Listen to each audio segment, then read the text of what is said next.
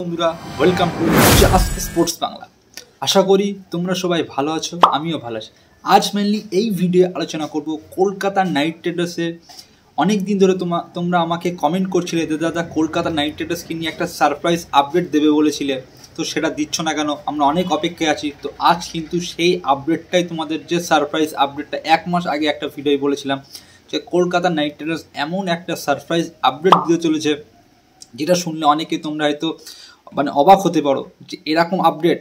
সেই সময় কিন্তু আমি এটা লিক করিনি, কারণ অনেক প্রবলেম হতো লিক করলে এই আপডেটটা, ঠিক আছে। অফিসিয়ালি কিছু প্রবলেম ছিল গাইডনেস, ওই জন্য কিন্তু আমি এটা শেয়ার করিনি তোমাদের সামনে। তো আজ কিন্তু এই আপডেটটার উপরে কিন্তু 90% কিন্তু মোহর লেগে গিয়েছে। এখন কিন্তু এইটা শেয়ার করলে কোনো প্রবলেম হবে না। তো ওই জন্য ভাবলাম যে ঠিক তোমাদের সামনে এই আপডেটটা আমি তাড়াতাড়ি শেয়ার করি, ঠিক আছে। তো তার আগে একটাই তোমাদের কাছে আমার রিকোয়েস্ট, প্লিজ যদি তোমরা আমার চ্যানেলে নতুন আসো, এই জাস্ট স্পোর্টস বাংলা এই চ্যানেলটা সাবস্ক্রাইব করবে। আর যদি ভিডিওটা ভালো লাগে তাহলে প্রত্যেকে রিকোয়েস্ট করছি, প্রত্যেকে ভিডিওটা লাইক করবে আর বেশি বেশি করে এই ভিডিওটা শেয়ার করবে। এইটাই তোমাদের কাছে আমি রিকোয়েস্ট, বেশি বেশি করে ভিডিওটা শেয়ার করবে তোমাদের বন্ধুদের কাছে। তো আর দেরি না করে মেন টপিক্সটা দেখো। আমি 1 মাস আগে তোমাদের কাছে একটা ভিডিও বলেছিলাম যে কলকাতা নাইট রাইডার্স কিন্তু সবাইকে চমকে দিতে চলেছে, একটা বড় সারপ্রাইজ কিছু আনতে চলেছে। সেই সময় তোমরা অনেকে আমাকে কমেন্ট করছিলে তাদের একটু হিংস দাও, তাদের কী কোচিংয়ের স্টাফ কী। তো অবভিয়াসলি আমি বলেছিলাম যে কোচিং স্টাফ নিয়েই কিন্তু একটা বড় ধামাকা করতে চলেছে। তো অলরেডি কিন্তু কলকাতা নাইট রাইডার্স কিন্তু গৌতম গম্ভীরের মতো একটা লেজেন্ড, কিন্তু সে কিন্তু ইন্ডিয়ান ন্যাশনাল টিমের কিন্তু head coach. Abhishek Nayar Kolkata knight riders assistant coach ছিল। কলকাতা নাইট রাইডার্স যে মুম্বাই যে কেকেআর একাডেমি আছে, সেই কেকেআর একাডেমিতে কিন্তু ইয়াং প্লেয়ারগুলো স্কাউটিং করছো, ট্যালেন্ট খুঁজে আনতো। আঙ্কৃশ রঘুবংশীর মতন ট্যালেন্ট, রামানদেব সিংয়ের মতন ট্যালেন্ট, রিঙ্কু সিংয়ের মতন ট্যালেন্ট, হার্ষিত রানার মতন এইসব ইয়াং প্লেয়ার কিন্তু কলকাতায় এনে দিয়েছিল কিন্তু তোমার অভিষেক নায়ার। তো সেই অভিষেক নায়ার কিন্তু ইন্ডিয়ান টিমের কিন্তু অ্যাসিস্ট্যান্ট কোচ বা batting coach. Ryan Tendulkar champion হয়েছিল যখন, তখন কিন্তু কেকেআর কিন্তু ফিল্ডিং কোচ ছিল। দারুণ কিন্তু সেই সময় কলকাতা নাইট রাইডার্স ফিল্ডিং করেছিল। তো রায়ান টেন্ডুলকারেরও প্রচুর ভূমিকা ছিল। তো সব কিন্তু মেন কিন্তু কোচ কিন্তু সব কিন্তু আমাদের ইন্ডিয়ার হয়ে কাজ করছে। তো ইন্ডিয়ার হয়ে কাজ করছে, কংগ্রাচুলেশন সব, ঠিক আছে। গম্ভীর, তারপরে আর অভিষেক নায়ার, রায়ান টেন্ডুলকার, ঠিক আছে। আগে কিন্তু দেশ, তো তারপরে কিন্তু কলকাতা নাইট রাইডার্সের অনেক কিছু ফাঁকা ছিল তাদের পদ। মেনলি কিন্তু মেন্টরের জায়গা খালি ছিল, অ্যাসিস্ট্যান্ট কোচের জায়গা খালি ছিল, তারপরে ফিল্ডিং কোচের জায়গা কিন্তু খালি ছিল। তো অলরেডি কিন্তু কলকাতা নাইট রাইডার্স কিন্তু তারা কিন্তু মেন্টর হিসেবে কিন্তু ডিজে ব্রাভোকে কিন্তু সাইন করেছিল।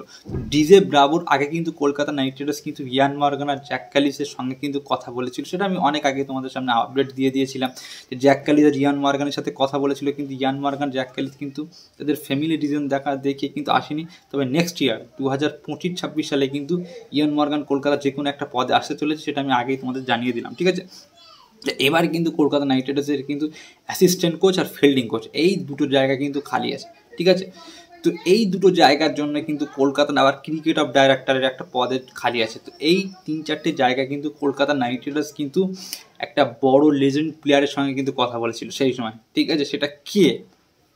তো এই নামটা তোমরা শুনলে চমকে যেতে পারো যে নামটা কে, কোন লেজেন্ড প্লেয়ার হতে পারে, ঠিক আছে। তো সেটা আর কেউ না, সেটা সবারই প্রিয় প্লেয়ার, আমাদের ইন্ডিয়ানই প্লেয়ার ইরফান পাঠান। হ্যাঁ বন্ধুরা, ইরফান পাঠানের সঙ্গে কিন্তু খোদ কলকাতা নাইট রাইডার্সের ওনার যারা আছে, টপ লেভেলের যেন ওনার আছে, যেরকম শাহরুখ খান থাকতে পারে, জুই চাওলা থাকতে পারে, আরও বড় বড় যারা অনারশিপ আছে বা কলকাতা নাইট রাইডার্স যারা থিঙ্ক ট্যাঙ্কে কাজ করে, ঠিক আছে, তারাও কিন্তু এতে কিন্তু ইনভলভ ছিল।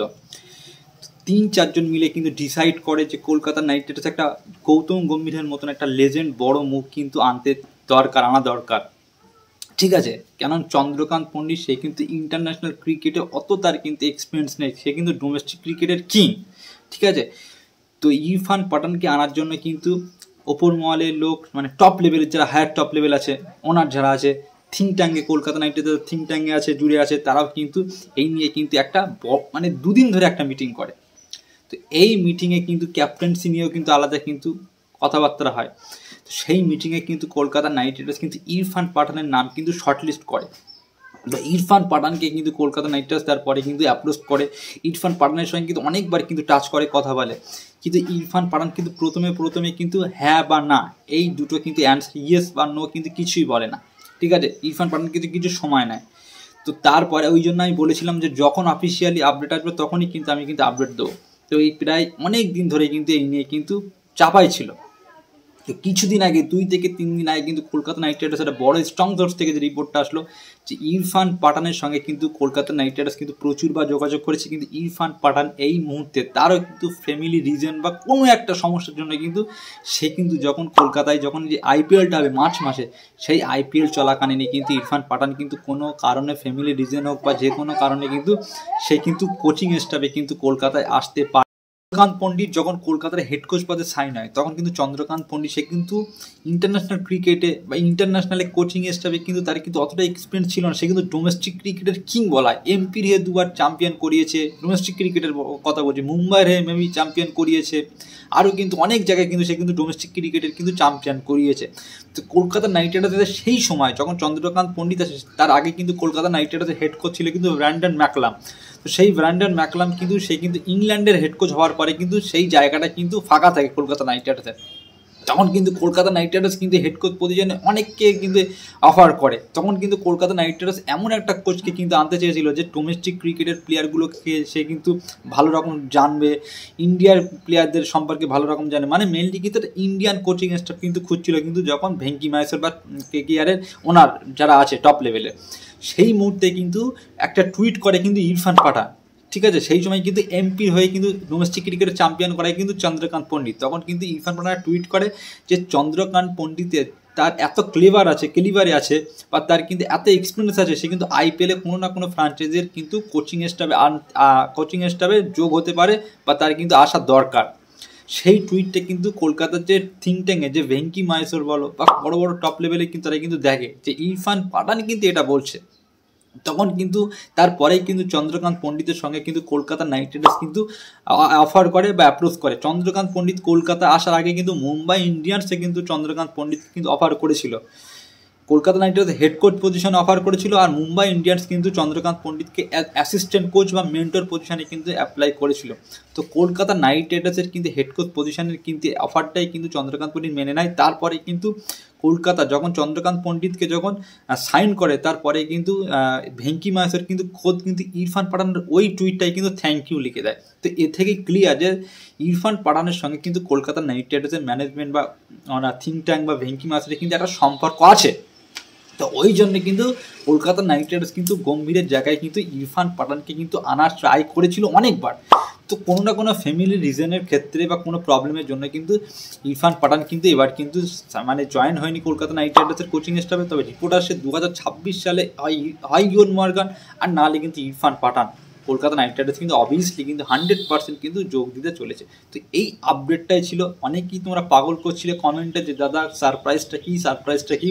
তো এটাই কিন্তু সারপ্রাইজ ছিল। যদি সব কিছু ঠিক থাকতো তাহলে কিন্তু আজ কিন্তু ইরফান পাঠান কিন্তু কলকাতার কিন্তু একটা বড় রোলে কিন্তু আসতে চলেছিল, ঠিক আছে।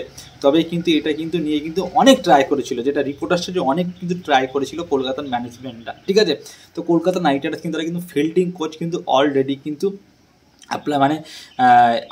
অলরেডি কিন্তু সাইন করে নিয়েছে, শুধু মানে অফিসিয়ালি অ্যানাউন্সটা করতে বাকি আছে। সেটা আমি বলে দিচ্ছি যে Kolkata knight Riders fielding coach হিসেবে হয় জেমস ফস্টার আসতে চলেছে, ঠিক আছে, জেমস ফস্টার। অ্যাসিস্ট্যান্ট কোচ কিন্তু কলকাতা নাইট রাইডার্স এই মুহূর্তে কিন্তু নেই বা ভাবছে না, কারণ ডিজে ব্রাভো আছে, চন্দ্রকান্ত পণ্ডিত আছে, ঠিক আছে।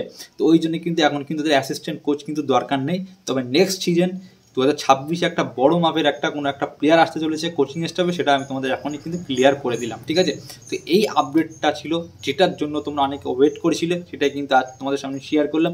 তো তোমাদের কাছে এইরকম জেনুইন আপডেট বা এইরকম আপডেট জানার জন্য কলকাতা নাইট রাইডার্সের, ঠিক আছে, অন্দরমহলের আপডেট জানার জন্য প্লিজ চ্যানেলটা যদি এখনও সাবস্ক্রাইব না করে থাকো তো প্লিজ চ্যানেল সাবস্ক্রাইব করবে। আর ভিডিওটা যদি ভালো লেগে থাকে তাহলে ভিডিওটা লাইক করবে, আর এই ভিডিওটা বেশি বেশি করে শেয়ার করবে। যে কজন ভিডিওটা দেখবে সে কজন শেয়ার করবে, কারণ এই ভিডিওটা যত শেয়ার করবে ততই কিন্তু সবাই দেখতে পারবে, ঠিক আছে। আরও কিন্তু কলকাতা নাইট রাইডার্সের এই ট্রেড উইন্ডো নিয়ে কিন্তু অনেক আপডেট আসতে চলেছে। বড় বড় প্লেয়ার কিন্তু শুধু অকশনে যে বড় প্লেয়ার এসেছে সেই প্লেয়ার কিন্তু ট্রেড হতে পারে, বড় বড় প্লেয়ার ট্রেড হতে পারে, সেটা নিয়ে কিন্তু ধামাকা কিছু আপডেট আসতে চলেছে। সেটাও কিন্তু আমি তোমাদের আপডেট দিয়ে দেবো। ওই জন্য চ্যানেলটা সাবস্ক্রাইব করে রেখে দেবে, ভিডিওটা লাইক করবে। আর সেখানে